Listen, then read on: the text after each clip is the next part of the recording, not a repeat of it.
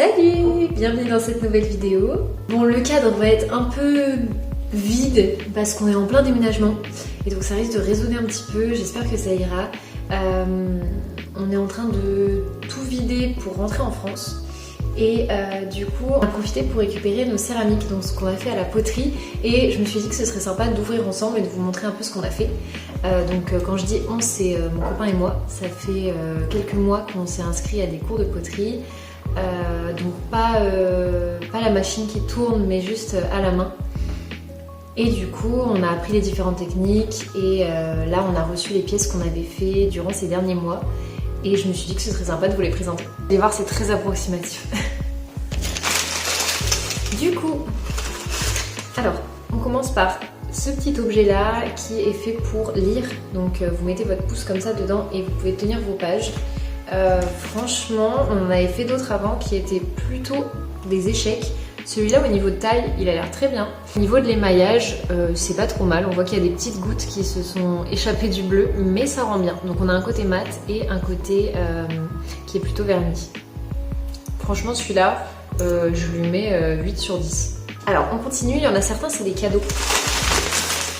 Ok, alors d'abord, on a ce tout petit objet que j'ai fait pour mon frère et qui est pour ajouter sur une chaîne de collier.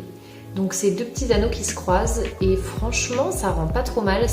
C'est un mélange d'argile, ce qui donne une couleur un petit peu verdâtre marron.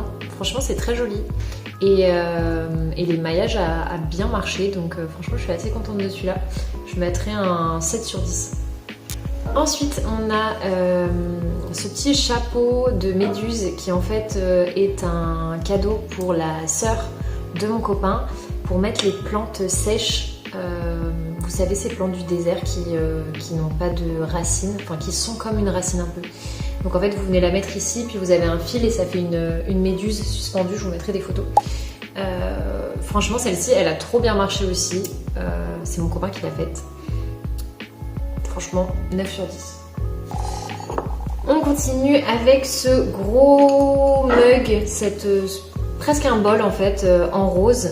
Là on peut voir qu'il y a eu des petites erreurs, donc quand on l'a émaillé, on l'a plongé une première fois dans un sens et une deuxième fois dans l'autre, et donc on voit la démarcation, c'est un peu dommage, et puis on voit qu'elle n'est pas hyper bien finie, pas hyper bien foncée, mais c'était pour ma grand-mère, c'est toujours pour ma grand-mère, j'espère que ça lui fera quand même plaisir. Ça vient avec une autre pièce que je vais vous montrer après. Par contre au niveau de la couleur, on est sur un vieux rose, il est vraiment très beau.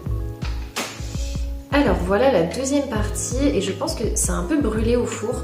Ce qu'on voit là, il y a les marques un peu de brûlure de l'émail, si je dis pas de bêtises.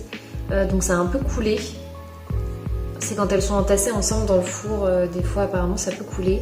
Autrement, on voit qu'on a toujours un petit souci d'émail, mais ça rend pas trop mal. Ça donne quelque chose d'un peu intéressant. Là on voit que je l'ai pas du tout plongé assez longtemps. Et par contre de ce côté-là, c'était pas mal. Donc voilà. Ça va comme ça, et puis du coup c'est un infuseur à thé. Franchement celui-là je lui mets 6 sur 10. Il y a encore des progrès à faire.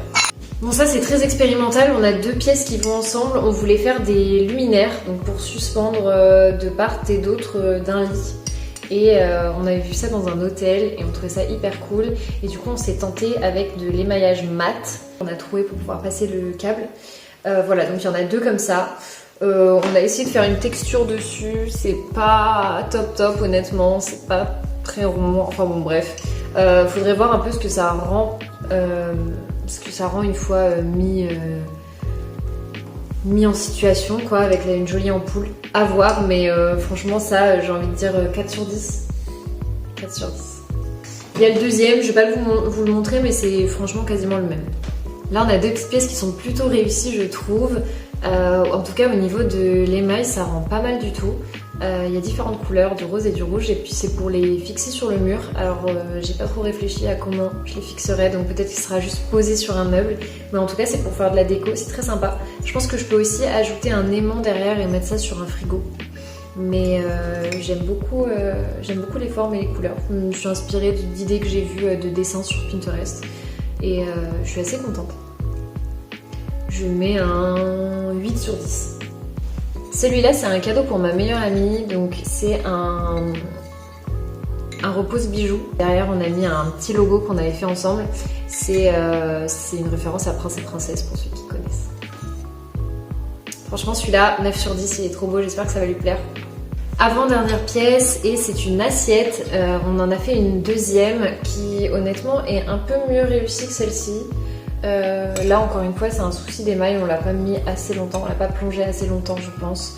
Donc il y a beaucoup de différences de couleurs. Ici on voit qu'il en manque carrément. Et puis sur les côtés, là où ça a plus trempé, bah forcément c'est plus foncé. Donc elle est quand même jolie, il y a notre petite signature derrière, mais c'est encore amélioré. Niveau forme, franchement c'est pas mal. On aurait pu peut-être la poncer encore un petit peu plus, mais elle est assez fine, elle est assez légère. Franchement, niveau taille et tout, elle est pas mal.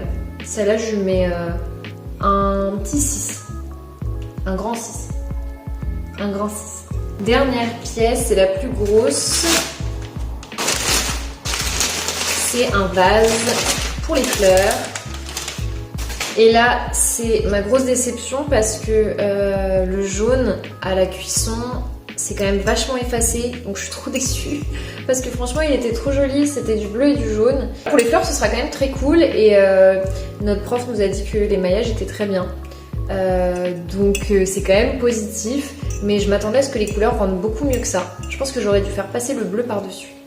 C'est encore un peu épais donc il est très lourd, mais comme ça s'il y a de l'eau et des fleurs dedans, bah au moins ce sera sûr que ça va pas tomber avec le poids. Je vais mettre un 7 à celui-là aussi. Petit bonus, on a aussi fait des petites bagues comme ça en céramique. Mon copain en a une aussi à sa taille. Et franchement, elles sont hyper jolies avec des mélanges d'argile. Et ça a l'air assez solide. Donc ça, c'est un truc que j'ai envie de refaire. Re-expérimenter des bijoux. Je trouve ça vraiment trop chouette à faire. J'espère que ça vous aura plu et puis on se retrouve dans une prochaine vidéo. Dites-moi si c'est un sujet qui vous intéresse, la poterie, parce que moi j'adore et j'ai envie de m'améliorer et du coup c'est avec plaisir que je vous partagerai mes prochaines œuvres. Là pour le moment on va arrêter la poterie pour quelques mois et on va se retrouver un studio à Nantes. Donc j'espère qu'il sera aussi cool que celui qu'on a testé ici à Lisbonne. Bisous!